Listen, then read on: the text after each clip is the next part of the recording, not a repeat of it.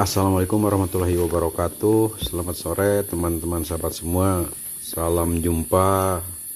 Jumpa lagi bersama saya, petani lokal Tasikmalaya.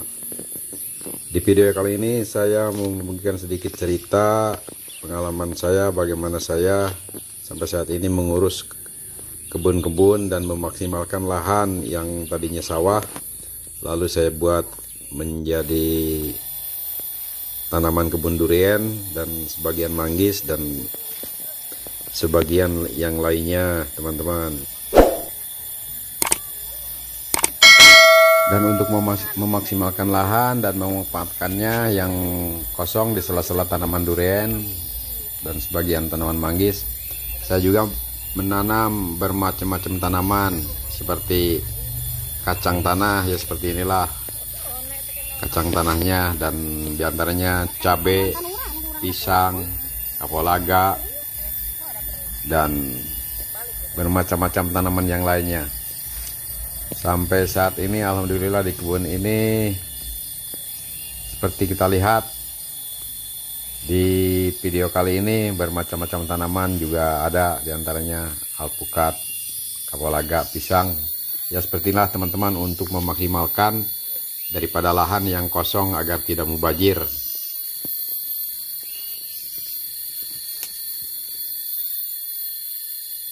Dan untuk penanaman kapulaga ini sangat mudah sekali dan bibitnya banyak berserakan di mana-mana di tempat kami di sini. Jadi untuk bibit kapulaga ini tidak perlu beli, minta pun banyak yang ngasih. Termasuk di kebun-kebun saya juga sangat banyak sekali, karena memang sudah lebih dahulu untuk menanam dan memelihara kapulaga ini. Dan tanaman kapulaga ini paling mudah beradaptasi menurut saya, karena ketika setelah ditanam tumbuh dan sekaligus sambil berbuah, biasanya tanaman kapulaga ini seperti ini, dan sangat mudah sekali menghasilkan buah daripada tanaman-tanaman yang lainnya, teman-teman. Dan ini tanaman cabai yang mudah tumbuh, subur, berbuah, dan ini juga sisa setelah kurang lebih 2 bulan sampai saat ini melakukan panen di tanaman-tanaman cabai saya yang berada di sini. Ini tinggal sedikit buahnya karena memang sudah kurang lebih 2 bulan tanaman cabai ini berbuah dan selalu dipanen hampir setiap minggu, teman-teman. Ada ular itu. Panen tanaman kacang tanah alias suuk, teman-teman, saat ini.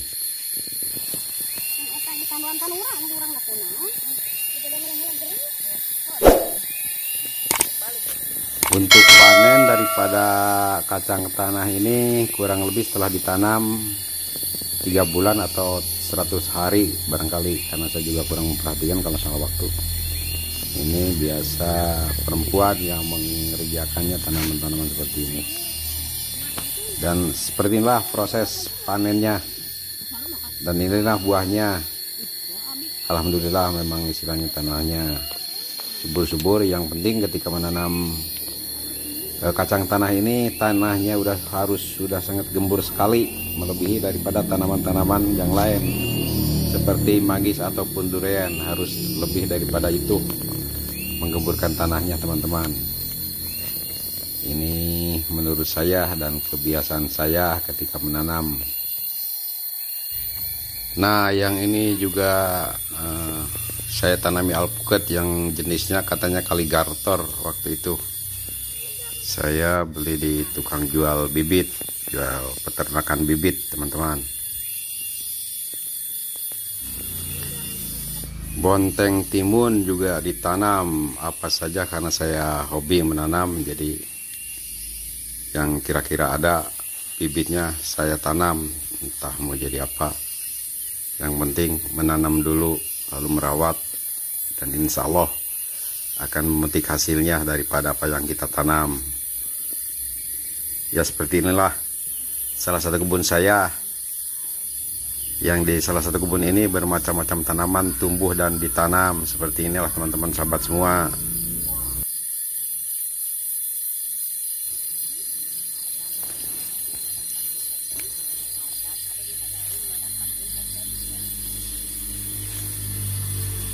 alpukat jenis kaligartor, teman-teman.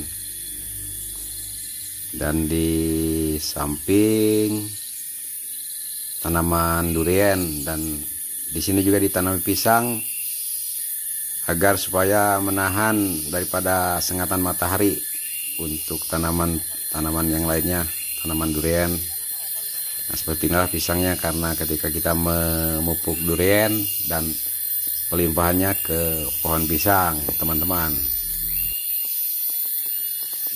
Ini cara saya memanfaatkan lahan agar tidak mubazir daripada tanah yang kosong. Jadi bisa saya tanamin apa saja, yang penting insya Allah akan mendapatkan hasil daripada apa yang saya tanam. Ya, seperti inilah, bermacam-macam tanaman juga tersedia saya tanam di kebun ini. Yang penting kebun ini tanahnya tidak mubazir, tidak lowong melongkong, tidak kosong, teman-teman sahabat semua. Kapulaga putih jenisnya ini, dan karena kapulaga ini di tempat saya ada dua jenis kapulaga ya, ada kapulaga putih dan kapulaga merah. Dua-duanya juga punya keunggulan daripada kapulaga putih maupun kapulaga merah. Tapi seperti biasa saya menanam di setiap kebun juga dua jenis, ada kapulaga putih, ada kapulaga merah, karena dua-duanya juga sangat bagus pertumbuhannya, dan ketika berbuah dan buahnya juga sama saja untuk harga, tidak ada bedanya, karena kapulaga ini tidak ada perbedaan jenis kalau untuk buah. Yang membedakan daripada dua jenis kapulaga ini, kalau menurut saya hanya bobotnya saja. Kalau kapulaga putih agak sedikit enteng ya, tapi kalau kapulaga merah bobotnya agak sedikit berat. Perbedaannya di situ saja, teman-teman. Tapi kalau kapulaga putih, jenisnya kapulaga putih, di buah biasanya lebih lebat daripada kapulaga yang jenisnya berwarna merah. Itu saja, teman-teman. Sampai di sini dulu, teman-teman sahabat semua. Mohon maaf atas segala kekurangan, tutur kata saya yang kurang baik. Insya Allah kita berjumpa lagi di video berikutnya. Akhirul kalam, assalamualaikum warahmatullahi wabarakatuh.